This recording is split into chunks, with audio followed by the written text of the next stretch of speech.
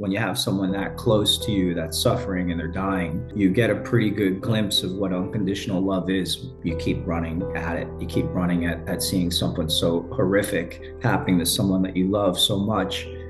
It hurts. I almost became like robotic. I put on like a whole bunch of armor and I just marched in there we're just gonna do this. I would have given every organ in my body for either of them. This cancer destroys not only the person, but they leave all this damage behind. And that's what both my mother and my sister said to me. Caregivers play an important and even essential role in cancer. I was a caregiver for my 1-year-old daughter during her cancer. Tom is joining me today. He was a caregiver for both his mother and then his sister. So, Tom, thank you so much for being here and for being willing to have this open and frankly difficult conversation today. Thank you for having me, Ali. I appreciate it. We ask everyone who we interview some questions, a little survey. One of the questions was, your story has many chapters. What's the title of one chapter you think everyone would be most moved by? And you said unconditional true love. And so Mhm. that just struck me as being so powerful. And I wondered if you'd talk a little bit more about that. I can. I think loving someone is can be very hard, and the definition of love comes in a million different ways. And I think when you see someone suffering to the point where they're suffering literally to death, and in my mom's case, it was 6 years of her suffering before she died, and they'd only given my mother a few months to live, and she ended up going 6 years. So um, it was hard to watch, and it was hard to show up. It hurt really bad to just keep showing up and going to the chemo appointments and the radiation and the surgeries and everything for so many years. It was exhausting, and I didn't shy away from it. Well, I think it's so incredible that you were there not just once, but twice, and we will get into the details of it. But something that I felt, and I think I related so much to the unconditional love piece when it's somebody so close to you. How did you keep showing up? I almost became like robotic almost, and it was exhausting. But anytime I was around my mom or my sister or my father or my sister's children, I don't know how I did it, but I put on like a whole bunch of armor and I just marched in there we're just gonna do this and that's it, and I don't know how I did it. It was just like I think it was just really just innate and it was robotic. I guess it goes back to that unconditional love. I had no choice. It was just wherever they were, wherever whatever I had to do, I was going to do it. Whether I could I would have given every organ in my body for either of them. So Absolutely. And I know what you mean. It's like you go into emergency mode and you just have to be there and you have to show up, and it's almost harder later when you yeah. realize what it was that what you endured and what you did twice. Yeah, I'm exhausted now sitting here from it. It kind of left me pretty tired. It's sort of hitting me now. It's been several years since my mom and then my sister now. It's been 6 months this week, and it's just so I'm tired. I'm just very tired from it. I'm still kind of moving slow, but I'm getting there. You shared some really beautiful pictures, and both your mother and your sister are so beautiful, and I really Thank you. enjoyed looking at them. Thank you. Um, Tell us about your mom. My mom was a teenager. She was a teenage mom. So I'm lucky that I sort of almost grew up with my mom. She was like she was my mother, above and beyond everything else, but she was like my friend as well. And we were very, very close for her entire life.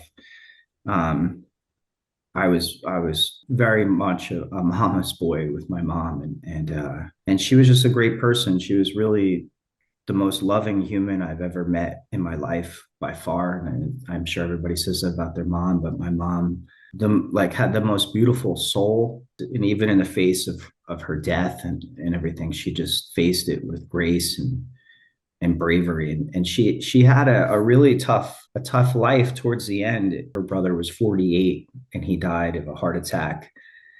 And that was a few years prior to her getting diagnosed with cancer, and that hurt her bad. When she lost her brother, I saw like a different side of my, I saw just incredible. And now I know, now losing my sister, what I was seeing, and now it was just unbelievable pain she had. And then my poor mom was diagnosed with this terminal illness and given months to live. And in that same time frame, she lost her father of cancer, and then she lost my cousin, the daughter of her brother that died of suicide. So my mom endured pain like before it even got to the whole cancer thing. She just was so tough, just so tough, like so resilient and tough. And but she never, like, the love that she had for other people just never subsided. Like there was never any bitterness or anything towards even the disease. She grew up in Maine as a kid, so she was really fond of the outdoors. She fought like it was incredible. It wasn't pretty though. It was 6 years of chemo and radiation, more chemo and radiation. It was just like, and surgeries, and it was like that for 6 years. So it put me and my sister and my father in this like kind of chronic, like this state of like anxiety. And I had heard your story as well, and I was able to feel how when you mentioned the pins and needles, it's like I still have them now. It's like this radiating feeling of anxiety, for like 6 years. When my mom was sick, is she going to die tomorrow? Is she going to die? Like she would go to surgery, and it was like, because she was only given a short amount of time to live. So the fact that she lived a year was like, wow. Then she lived 2 years, then she lived 3 years and 4 years. And it was like, you're waiting for the shoe to drop. And she just kept swinging and kept fighting. And it was unbelievable. It was painful for her, obviously, but for us watching it and not knowing when she was going to die. That was really, and I found out later on it's called anticipatory grief. I learned all these new terms, going through all this stuff, and it's terrible. It's a terrible feeling. And I spent most of the time with my mom. My father was working full time, and my sister was a school teacher, and I had more of a flexible job. So I was able to take my mom to like 100% of her appointments. So it was every Tuesday. It seemed like driving from New Jersey into New York City to take her to treatment, and it was like that for years. And that itself, as horrible as that was, it was that I was grateful that I was able to spend the time in the car, like, and I think back at the traffic in New York City traffic. I'd be in the car with my mother for hours, coming back and forth to the treatments, and the conversations we had were a whole nother level. And my mom was very transparent and very manipulative in a way, but for good. I know that she was preparing me in the in those car rides. So, and I'm lucky I got the opportunity to kind of see my mom on her way out like that, and to listen to all her stories and what she was very straight, like a straight person, where she would just tell you how it is, and told me what she expected out of me. She even told me how I would feel after she was gone, what she expected, what type of a man she wanted me to be. She was very, very good. And so that for that, I'm extremely lucky. My mom, I'm just so blessed that I had the 6 years past, what they had given her. As awful as that was, because sometimes I think like, I don't know if it was good for her to suffer like that, but it's what she wanted. She had two new grandbabies, and my mother was like, she was not going anywhere. And when she died, my sister was 6 months pregnant when my mother died, and my mother was trying so hard. That's why she gave back the hospice box. She was trying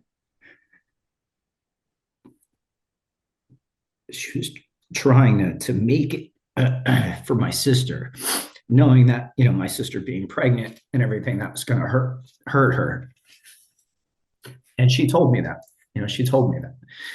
Um, so everything with my mom, I know because she told me, and for that I'm lucky, but she really tried to be there, and she just, the cancer at that point was just too much. And she died at 58 years old, December 2011. The tragedy of it, really, part of it with the conversations I had with my sister is, and it haunts me, is that my sister said, and like, I'm like, because we almost felt like Teflon after my mom died, like in the way my mom died and the way that she suffered. Um, it kind of felt like we had given enough, like you took our mom, and this angel human, like there's no way that, me and my sister are almost like Teflon now. Like what are the chances of anything like this ever happening to us? So we would talk about us being lucky, because if we were to die, our kids are so much younger. So that's why when my sister got sick with the same, it was just unbelievable. It was just an unbelievable thing. My heart really breaks for you going through that for 6 years. And also, to be in that sort of emergency mode for that long and to be there for her through it all. How did you remain? I don't want to use the word strong because, as you saw in my story, I have an aversion to being called strong Yeah, but really just holding it together because you can't be crumbling for the person that you're caring for and supporting on their way to chemo. Um, how did you get through it? Were you just in that mode for the whole 6 years as you yeah, watched your mother? yeah. I was in that mode for 6 years, and it was for my mom and for my sister and for my father, and they all, and my father and my sister, I think, um, didn't expect, but they looked at me as the rock of our family, and they looked at me like to that's, go do it, kind of thing. And and and a lot of it too was me shielding them. I shielded my sister from a lot of it. I didn't share my pain even with my sister. Was very protective of her, and I didn't want her to feel the same pain that I felt. So I shielded her. I never wanted her to go to the hospital. I never wanted her to go to the chemo. Nothing. And my father too, the same thing. So I think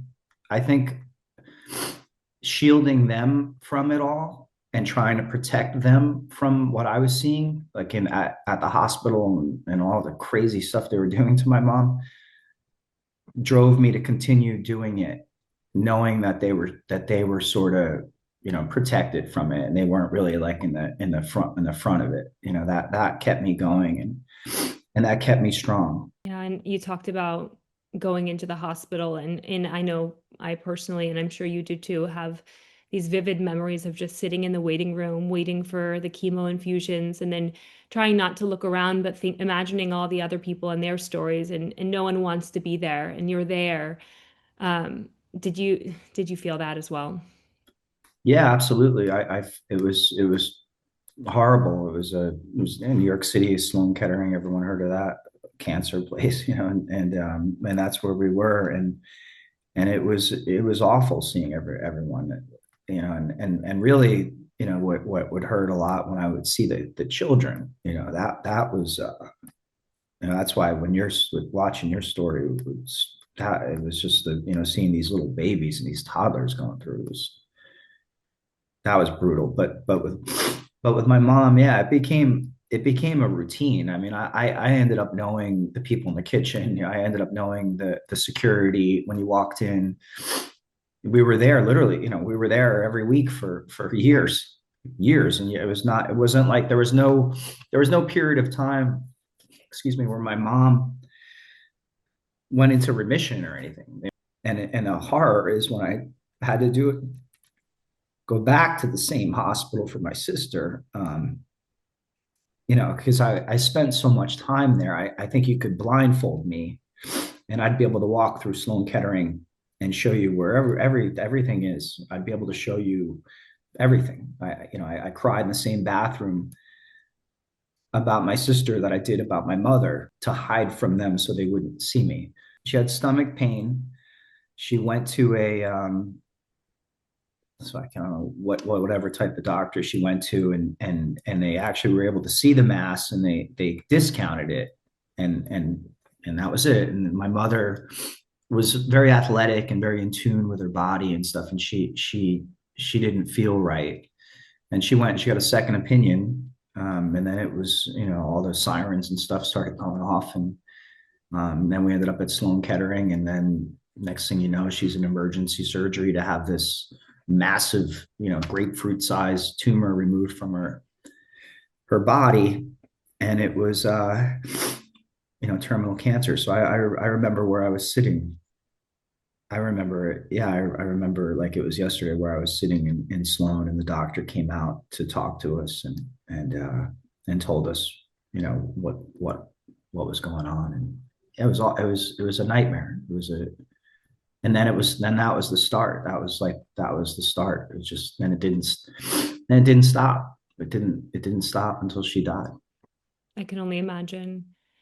And then when your sister, Yeah, Kath. I would call her Kath. Yeah. also so many beautiful pictures, thank you for sharing. And when she started experiencing symptoms, did she come to you? Did flags go off? What was it like then? She was my sister. They were concerned. They thought it was a UTI at first. And she was in and out. They were doing all kinds of different tests to rule out probably everything but cancer. They didn't anticipate. My sister was 48 years old, and they didn't, I guess, didn't anticipate anything crazy. And they did all these tests, and it was a UTI, and then it just became so painful that she ended up in the hospital. And then when she went to the hospital, I went to the hospital to, what the heck is going on with my sister? Because I wasn't thinking anything horrific, but I didn't, she's my little sister. And I was like, why is she in the hospital? So I went to the hospital, and I was and then I see all the nurses with oncology shirts. And I was like, why is my sister on the oncology floor, in this hospital? And everyone I could tell, because I seen the faces before, that it wasn't good. And her husband would be in the room, and we would talk with the doctor and stuff. And then I would leave the room before he or she, whoever the doctor was at the time, and I would wait in the hallway. So they would have to run into me away from them on the way out. And I did this. I did it with my mom. I did it with my sister because I wanted to know, like, you're going to tell me, unedited in front of it. My sister's not around. And this one oncologist, the way he looked at me, I knew it was bad. He wouldn't say anything, and none of the tests came back at that point. No one knew. Well, I think they did have a pretty good indication on cancer, but they wouldn't tell me at that point. But I had a bad feeling, and I tried to shake it. I tried to will it. I tried to will myself to not believe that my sister would have cancer at any level, let alone terminal. And it turned out it was one of the most aggressive cancers known, and that turned out bad, really bad. Seems like you had been through it before and not too long prior, you kind of put that armor on quicker.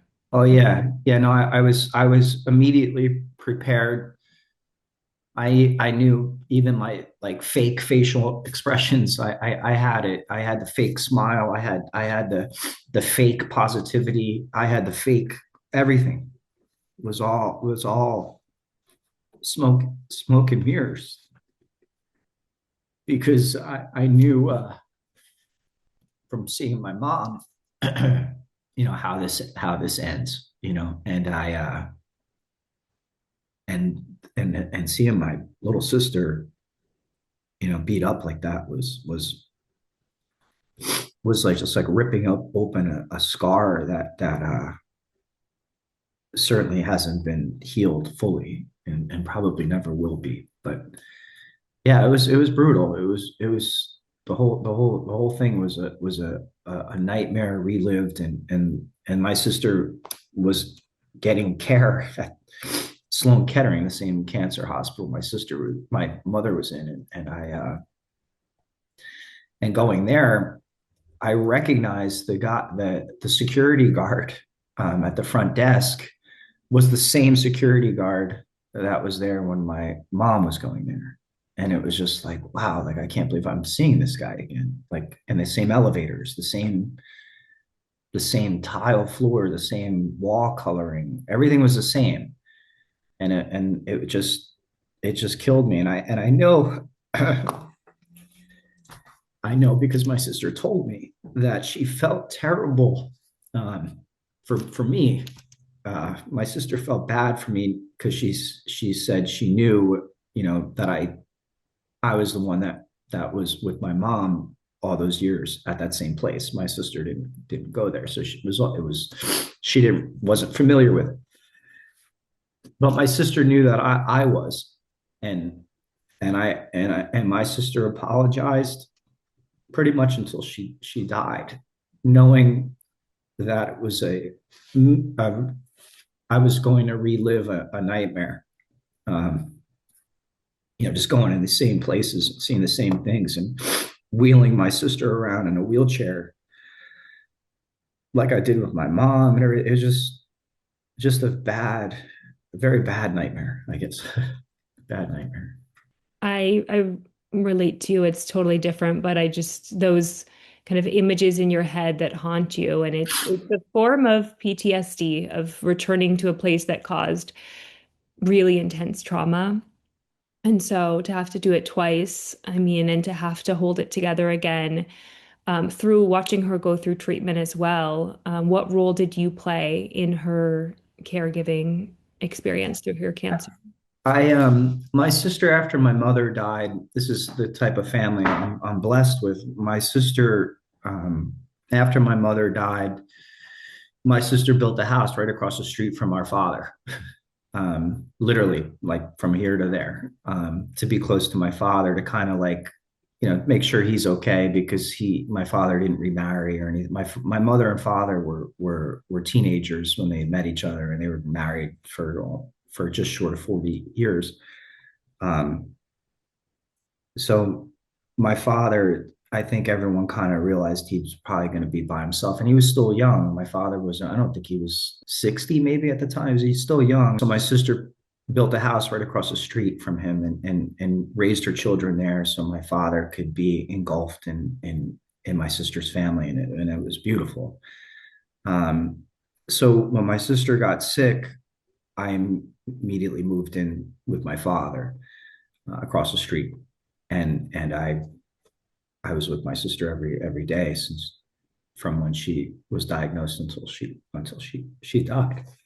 Um, I took her to all of her appointments with her husband, and I wheeled her around to get her chemo and testing, and all everything. Every doctor's appointment, I was there next to her, and I was in. I hate beating on myself about it, but it was just I was an actor.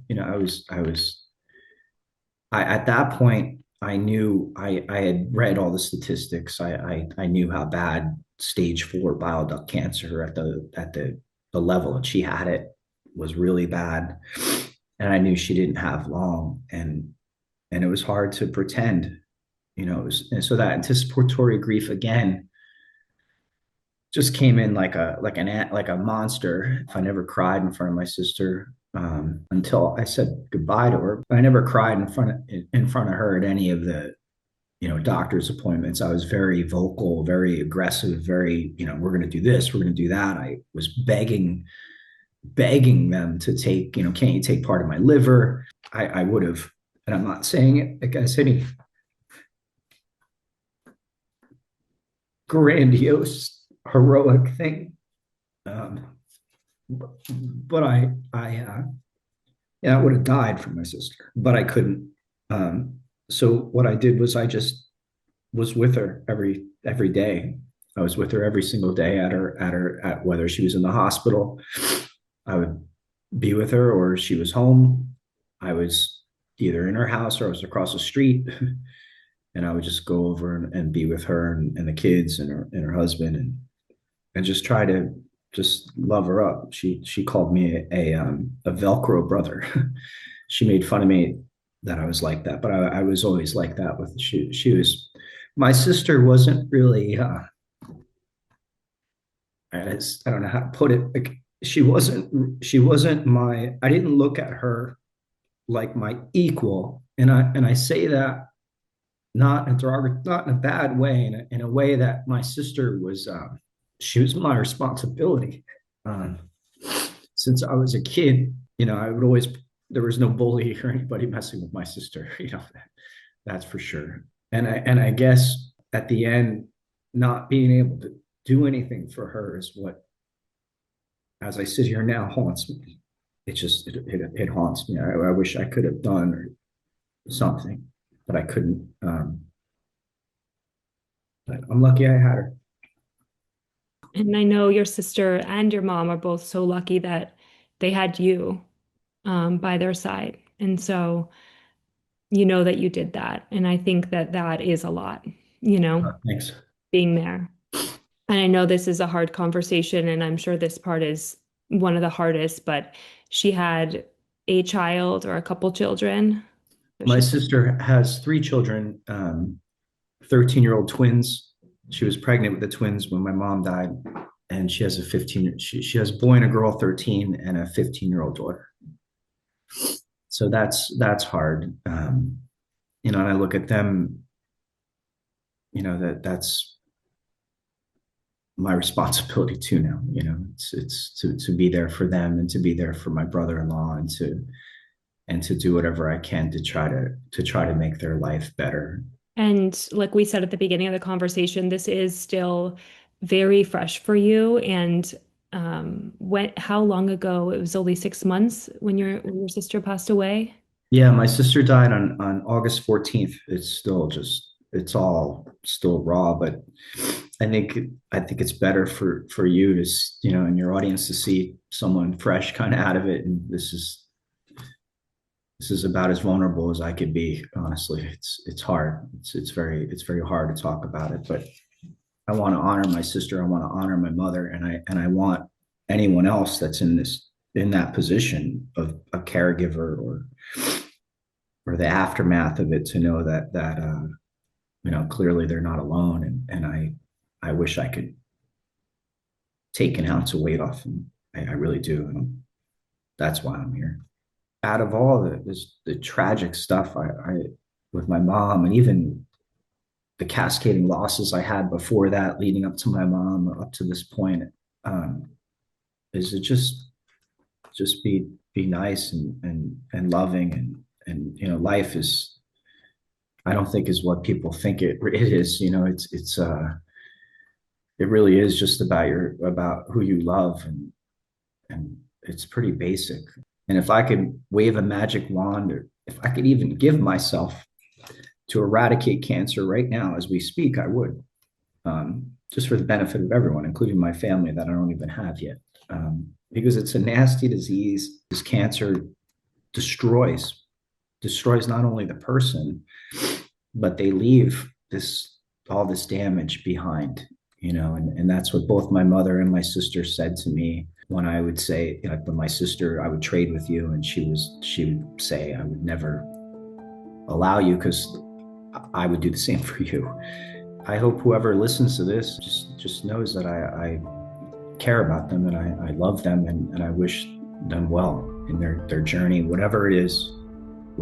I wish them well, and I wish I could do something. I truly do. Well, thank you for being such an incredible example of what a caregiver can be and how to show up for people you love. And I truly think you hit the nail on the head when you said unconditional true love was, the title, the chapter, because you're clearly, you've lived it, and I'm sure you'll continue to. I will. Thanks, Sally. I appreciate it. Thank you so much, Tom, for sharing your story to help others.